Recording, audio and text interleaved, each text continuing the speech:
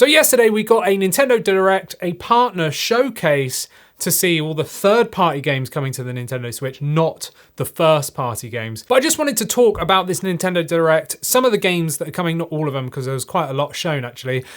But I'm a little bit mixed opinion. I mean, when I watched it, I was both excited for some of the things that were announced, but equally I was a bit like, a little bit let down, because they just kind of focused on stuff that we already knew was coming.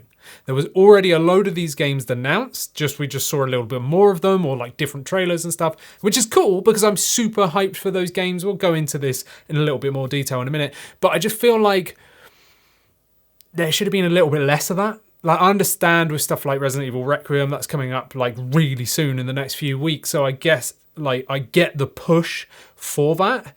But some of the other stuff as well, like, I don't know. We got some dates for some games that we knew were coming as well, and obviously some surprises. There was one in the middle of the show that just was like, what? Like, why is this not at the end of the show? Like, it just blew my mind a little bit. But yeah, so I'm a little bit on two fences here. I'm like both a bit meh, like they focus too much on stuff we knew about already. But then equally, I'm still excited because there's a lot of games that are coming to the Switch too that I was hoping that we would get more sooner, like towards the launch of the Switch, you know? So I don't know, I'm both excited and kind of a little bit meh. So I don't know where to place this on like a tier list. I don't know. Let me know your sort of thoughts on this Direct down in the comments. Were you really hyped for it? Are you really excited? Or are you a little bit like, meh? Anyway, let's get into some games, shall we? So one game that we already knew about, but we saw more of, and I'm super excited for, especially because we haven't got a release date, but we kind of got a release date, and that's Orbitals. Now, Orbitals blows my mind for how they've managed to get this to look like a 1980s anime. It just looks so spot on. I'm really excited by the art style here. And then when it leads into the fact that this is a co-op game and it heavily like takes inspiration from It Takes Two, A Way Out, all those kind of games, I'm really excited because those games are exceptional. And I feel like there's not enough dedicated co-op games out there. And this just looks like a brilliant game. You've got game share on this as well, and I believe it's online play as well. But for me, the highlight, of course, is co-op, like local co-op, I mean. Local co-op is a thing in the past that we used to like absolutely live for before you could play online, before consoles even got online, right? And I love local co-op. It's got like a special place in my heart. So seeing this is local co-op as well, and not just online only, or not just game share, really excites me. But again, just the game itself just looks phenomenal. Sci-fi, like 80s inspired anime, like the aesthetic just looks spot on. It really does look good.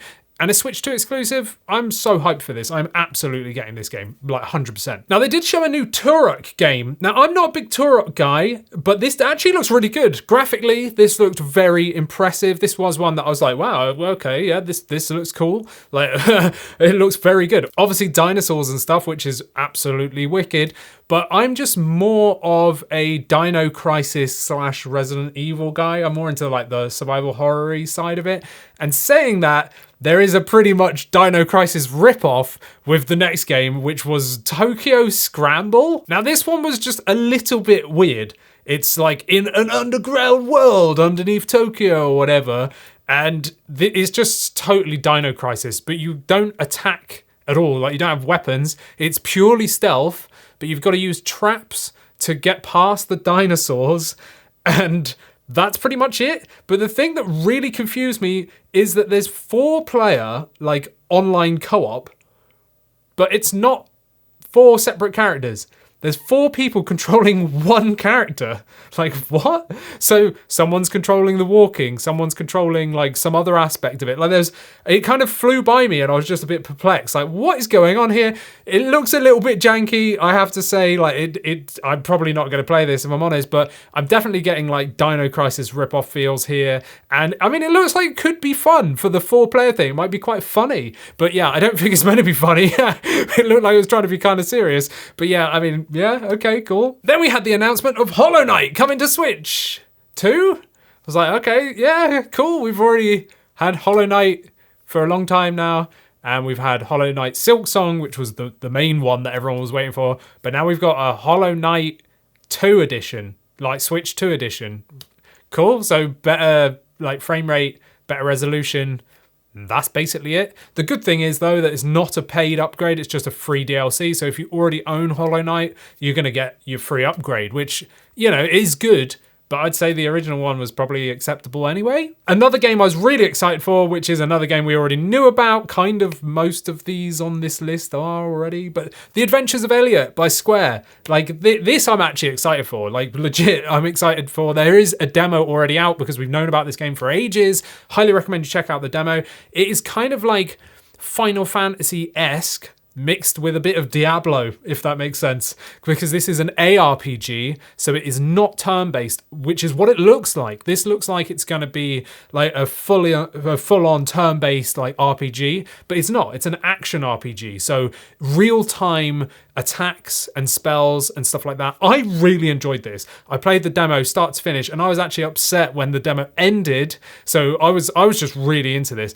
The graphics are a little bit like dodgy in the demo. Like, I played it handheld. It's the same with it docked as well. Like, you know, it's got this like weird artifacty look thing. Like when you move the layers in front of like the trees and stuff. Like, I don't really know what's going on there, but it looks a little bit janky, if I do say so. But it's actually really fun, super fun. It's just a dungeon crawler like RPG game, but action. So that's totally me. I'm a big ARPG guy. I really like ARPGs. So I really enjoyed the demo. It's like a mix between like Zelda, Final Fantasy, and Diablo. Highly recommend that you check this one out. Definitely just try the free demo. But we got a release date, and that is June the 18th, finally. So I'm actually really happy with that. I actually believe this is a multi-platform game, so you can get it on Steam and stuff like that, I believe. So, you know, if you're a bit worried about like how it looks and you've got other ways of playing this, maybe check it out somewhere else. Now, another game with a demo which actually came out on the announcement, which is actually playing on the TV behind me over there, was Pragmata. Another game that we already knew about, that we already knew was coming to the Switch too, but they just wanted to show you again and then tell you that there was a demo, and we already knew the date was April the 24th. But honestly, I have to say, I love this game.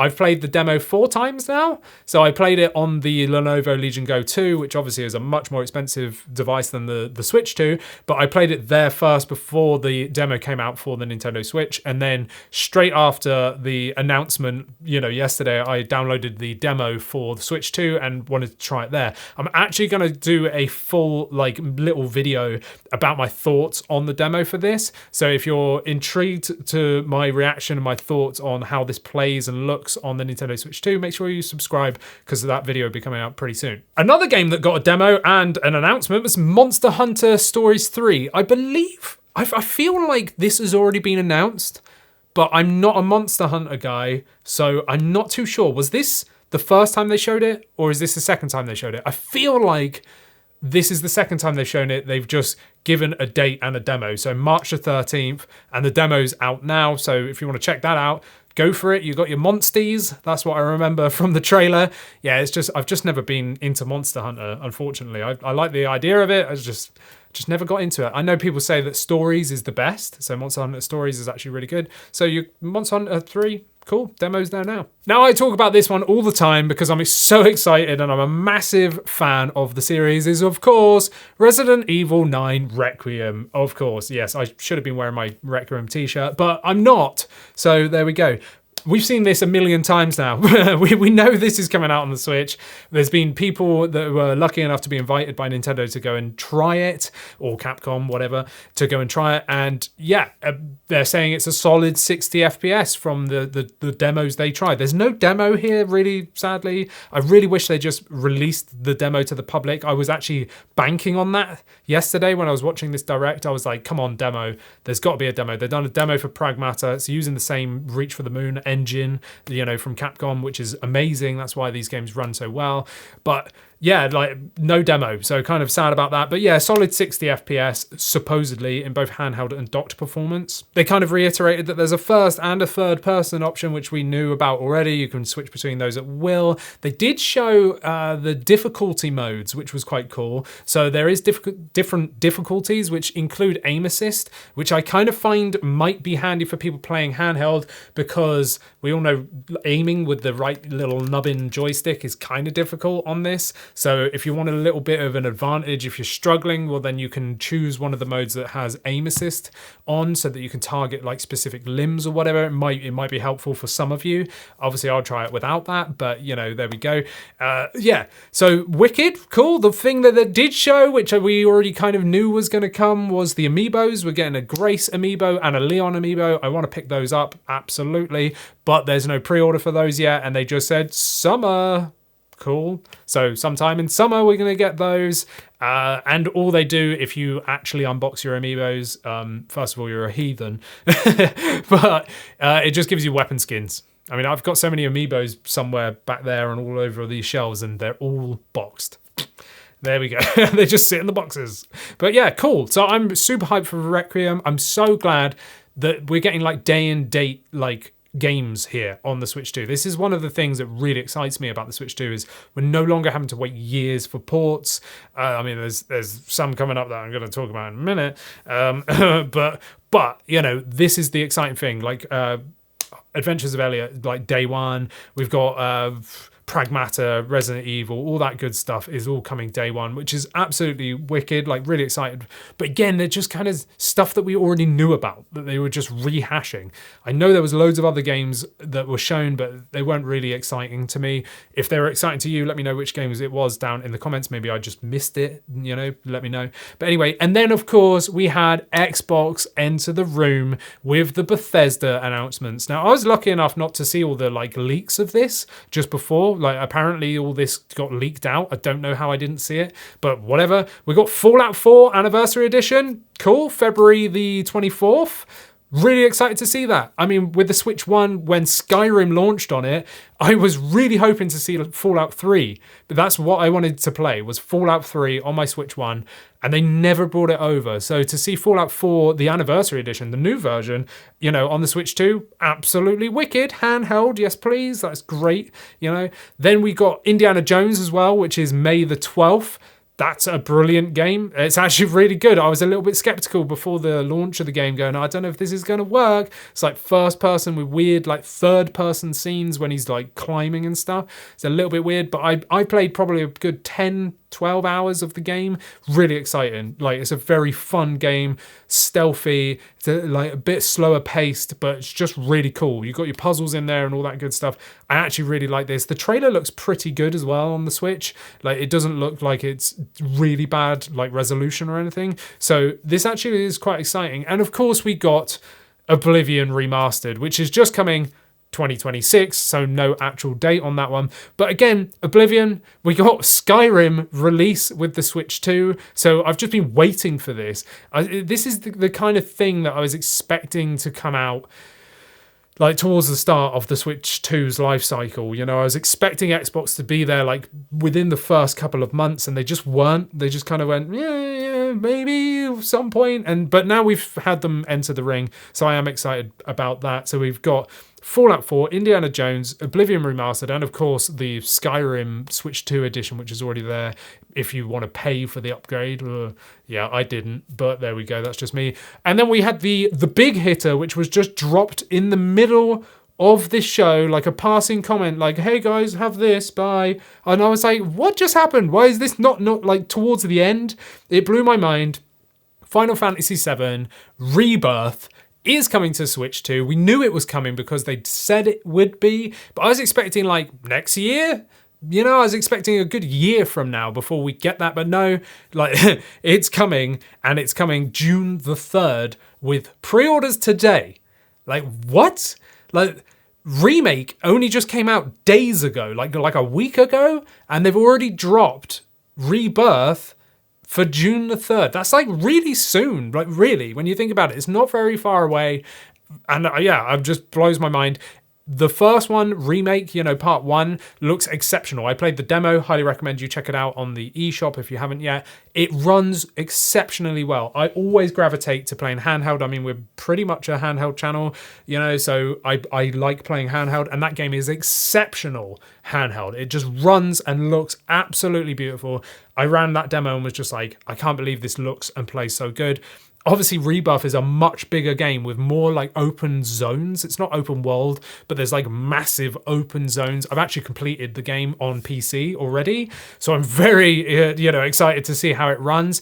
Looking at the trailer that they announced in this direct, I was actually pretty impressed by it. I must say, like, you can tell the resolution is lower than Remake. You can just see that in the demo that the trailer that they showed. You can just see it, but I'm still super hyped. Like, I am absolutely hyped for this because I just can't believe they've managed to get this to run on the Switch 2. So we're going to have to wait and see, is it, a locked 30 FPS experience, which is what Remake is. I really, really hope so. I imagine it's going to be fluctuating resolutions there. So there will be like an adaptive resolution where it changes resolution depending on how intense the scenes are. So some areas might look a little bit better where you're in a place where it's not got so much to render, whereas the open worlds might look a little bit lower resolution because that resolution is fluctuating to keep the FPS locked. But either way, having this on the go on something like the Switch 2 at such low powers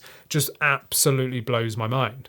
So there we have it. That was pretty much the direct, or at least all the things that I was excited about. But again, let me know your thoughts on those down in the comments if there was anything exciting that I just missed maybe. I'm really happy for the Switch 2 because we're finally getting stuff that I'm really excited for people to play that's maybe been out already, or just new stuff like Pragmata, like Resident Evil and stuff like that. But all the Bethesda games coming over excites me to see what else Xbox are going to bring over. We already know Call of Duty is coming at some point because that was part of the acquisition deal when Microsoft bought Activision, Blizzard and King, was them to basically say that yes, it will still be coming to Nintendo platforms and PlayStation platforms with complete parity, which means you're going to get everything that the Xbox and PlayStation players get on Call of Duty, but on this.